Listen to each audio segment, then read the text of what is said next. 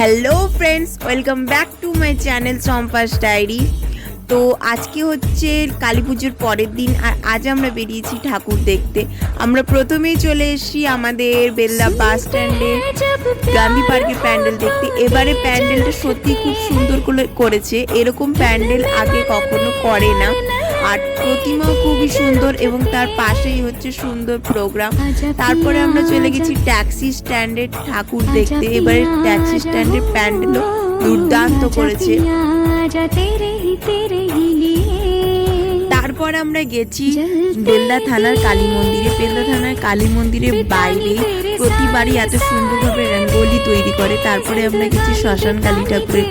শ্মশান কালী ঠাকুরের একেবারে পাশেই ভূত নাচ হয়, সেই ভূত নাচ দেখে আমরা বাড়ি ফিরেছি।